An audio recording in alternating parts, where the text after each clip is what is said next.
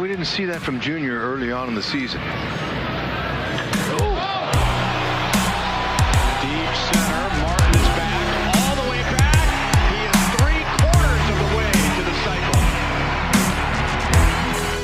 For the first time in 2024, the Royals fans out there are saying, hey, hey, hey, hey, your boys in blue avoided the sweep against the Minnesota Twins on Sunday with an absolutely dominant performance. No matter how you slice this was an amazing game for your Kansas City Royals, beating the Twins 11-0 in Kauffman Stadium.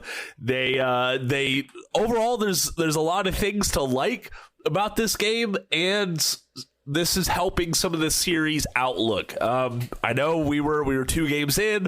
A lot of folks were hitting the panic button, and rightfully so. We were getting some flashbacks, some deja vu of previous Kansas City Royals teams and their sluggish starts, but hopefully this offensive outburst and dominant pitching performance will help assuage some of those concerns. So Jeremy and we are going to be talking about the series overlook as a whole on Monday's episode, but if you want to get the scoop right away, you got to go check out royalsreview.com. You can also follow Royals Review on X and on Facebook at Royals Review. So please go check them out. I really enjoy the live game tweeting, or I don't even know what we call it anymore. Is it Zeeting? Xeeting? I don't know. It ain't Twitter anymore, so it might not be tweeting. Anyway, whatever the heck it is, Royals Review does a great job of keeping fans up to date live during the game. And there were plenty of highlights to go around in this game. It's I don't even know who to pick as the MVP of this game. Probably, honestly, Salvador Perez in his first game filling the first baseman's role of the year. He had a great game at the plate, went 3 for 5 with a home run, 4 RBIs, and scoring 2 runs of his own. Absolutely putting some of the concerns of his first 2 games behind him. Brady Singer, he didn't show us the new pitches. I will say that. I'm going to dive into his performance a little bit later on this evening, but he absolutely shoved against the Minnesota Twins. 7 scoreless innings with only 3 hits and 10 strikeouts. It was a great day from Brady. Going on down to Bobby. Bobby went 3 for 5 himself. Got a home run, a triple, a single. He was a double away from the cycle, and I want to say it was the 3rd inning. But unfortunately, he could not find that double in his last 2 plate appearances of the day. But he had a great game all on his own. Overall, the Royals, we got 5 home runs from 5 different players. It was a great game for that. Michael Garcia showing off that power once again. Kyle Isbell making a home run look easy to right field, and then Nelson Velasquez had to put his name in the run-in for the most powerful hitter in the Royals lineup.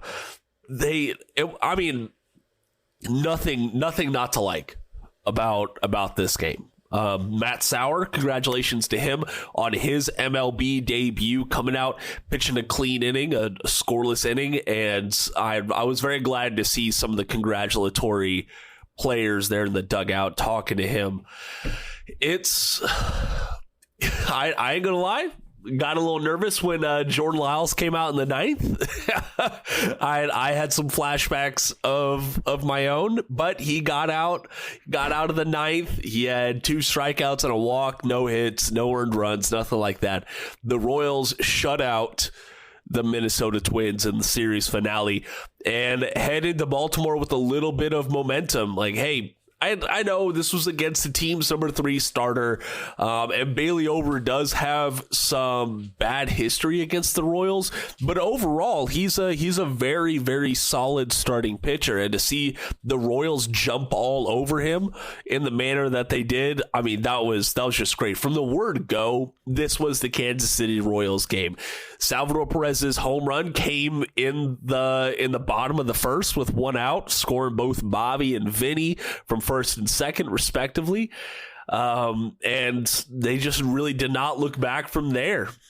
Let's see here. Yeah, Kyle Isbell's home run himself was a was a leadoff homer on a 1-1 count to right field. And Michael Garcia came out and hit another homer right after him. And then Bobby Witt Jr. tripled. Like, it was by the end of the bottom of the third inning, it was 10-0 Kansas City. And just at that point, they kind of coasted. It seemed like Brady Singer was kind of coasting a little bit as well, but you love to see it. He got up really high in the pitch count as well. 98 total pitches thrown against the Twins, 64 of them for strikes. So a lot of stuff to like from Brady's performance. I am glad that the Royals faithful who went out to Kauffman on Easter Sunday, I'm glad that they got to see the Royals off with a win. The Kansas City Royals are heading to Camden Yards now to face another 2023 postseason team in the Baltimore Orioles. So that is going to be another daunting task. I'm trying to think of what I would be comfortable with the Royals leaving Baltimore. Like they're sitting at 1-2 right now, right? And going to Baltimore, like, would we be good with another split? Another 2-4, and they come back to Kauffman with a 2-4 record? I don't know. Like, I would really, the momentum and the Royals craze, or the outlook, I guess, for their 2024 would be absolutely astronomical if they won the Baltimore Orioles series or even swept them. I don't think that happens, but it would be amazing if it did. Hard to disagree with that. Looking more at the overall team batting statistics, thankfully the strikeouts were limited. Unfortunately, Witt and Pasquantino both had multiple strikeouts, but outside of that, like, they had 4 strikeouts between the two of them, and the team only had 7 as a whole, with several reserve players getting a chance at the plate. Lofton had an AB. Garrett Hampson had a couple ABs. Dairon Blanco had one as well. There was a lot of guys got action on this series finale, so that was good to hear. And I already ran through the pitching, and because Singer was so dang good, all they needed was Matt Sauer and Jordan Lyles, and those are two guys that I went into 2024 thinking that they were going to be long relief roles exclusively, but Matt Quatraro got them some action in the opening series of the year, and they both came out and they showed that they could get it done in single innings as well. So kudos to them. Jordan Lyles, I'm hopeful that he can find some success in his current bullpen role. And I hope that the Royals don't need him too much and too often. That's just how it goes. It was, man, like I'm very happy about this. I really, really am. Now, does this erase some of the concerns that came up in the first couple of games? Even bad teams are going to have offensive outbursts. We saw it last year with the Royals. They had offensive outbursts. Now, is this going to be an outlier or a trend? I think that's where the Royals need to show us and gain some trust from fans once again. Because if this is the start of a trend, I'm cool with it. I'm great. I love it. And if they can, I think they, as a whole, let's see here, that would be 13 runs in the 3-game series against the Minnesota Twins, right? That's a little bit more than 4 runs a game. That's a decent average. It's not championship worthy, but it's a very good average. And I would just like to see that distributed a little bit more instead of having 1 run in 2 games and then come out and have 11 in the very last one. So that's probably my only gripe. I still really think MJ Melendez is getting overlooked right now. He had another decent day at the plate. There. Nelson Velasquez, he went out into right field and showed that he can hold that spot down if Hunter Renfroe's not in the lineup, so that was good. Velasquez was another one of the Royals players who had a multi-hit game, followed along with Kyle Isbell coming out of nowhere, and he actually has a very solid batting average to start off the year at an even 3.33. Let's see here. Bobby Witt Jr., of course, had a multi-hit game. So did Sal Perez. The Royals came together for 14 hits and 10 RBIs. Love to see it. So I ain't gonna lie to y'all. I'm recording this just minutes before Jeremy and I get on the podcast. So I currently don't know who we're gonna hear from. Post game from the Royals. I hope we hear from Brady Singer and Matt Quatraro. It'd be even pretty cool if we heard from like a Bobby or Sal. But you will see who we hear from coming up on the other side of the ad break. Stay tuned. All right, y'all. First off, we are going to hear Joel Goldberg's post-game interview with both Brady Singer and Bobby Witt Jr. Then we are going to hear from manager Matt Quatraro in his post-game press conference. All right, Joel, down to you. See, I just tossed right to myself. Bobby playing the role of media relations, going up and grabbing Brady Singer as well. These two are among the many heroes today in the Royals' first win of the season. I'll start with you because he set the tone with a 6-pitch first inning and then never let up. What do you think about Brady today? Unbelievable. Our pitching staff's incredible, so it's a good thing we got him some runs today, and so we just got to keep it going. Brady, how about watching this guy every day?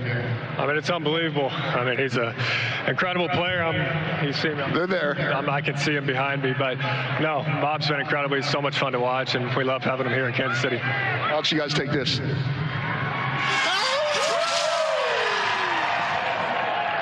There were even paper cups in there. It was both. I like Brady's usually not out here this late. Starting pitchers are usually upstairs as he was. He says, was that water or Gatorade? And Bobby says both. He's usually the mixologist, if you will.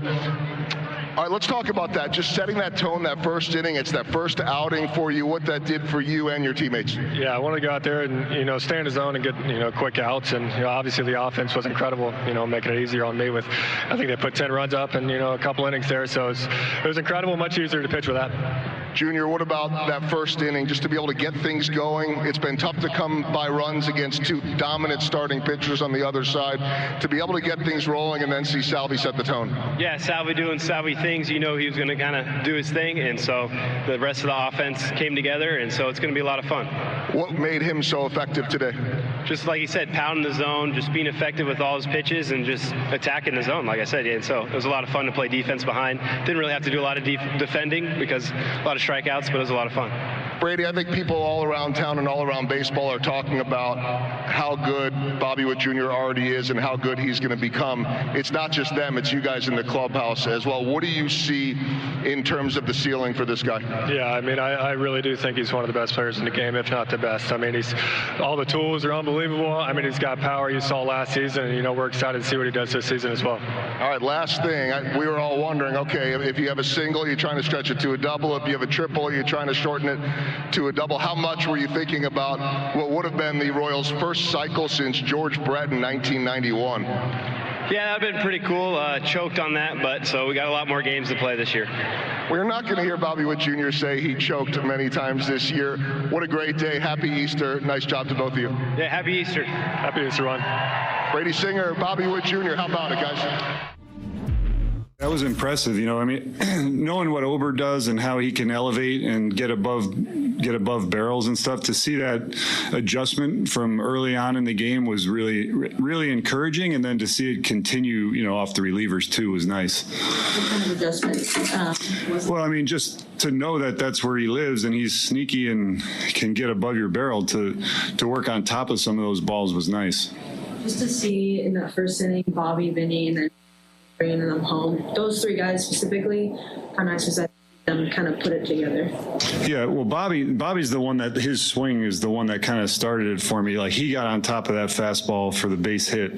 Then he worked a good at bat. Salvi laid off a couple pitches out of the zone, and then I believe that was a changeup that he hit for the home run. And that shows his power. Obviously we know he has power, but that was to get out to a lead today was nice. Based on how we had not scored the last 2 days. Looking at your pitching, Brady Singer with another strong start. What did you see out of him today? Well, he commanded the ball. I mean, when he's getting quick outs, a 6-pitch first. They made him work a little bit in the second there, get up to 30 pitches, but the third inning was quick again. When he's getting quick outs and they're ground balls, that's really encouraging. He's commanding the fastball. He used both the 4 and the 2, and his slider was getting swing and miss. All right, everyone, thank you so much for listening to today's Royals recap. If you're listening to this Sunday evening, don't worry. We have another episode still coming out Monday morning. Jeremy and I are going to sit down, talk about the Minnesota Twins series, talk about what we are looking forward to in the Baltimore Orioles series. Plus, we have our final thoughts ahead of the April 2nd vote. You don't want to miss that episode. You can find us wherever you get your podcast from, but we always prefer you support us on Spotify so we can interact with you. Thank you all for listening so much, and until next time, go Royals!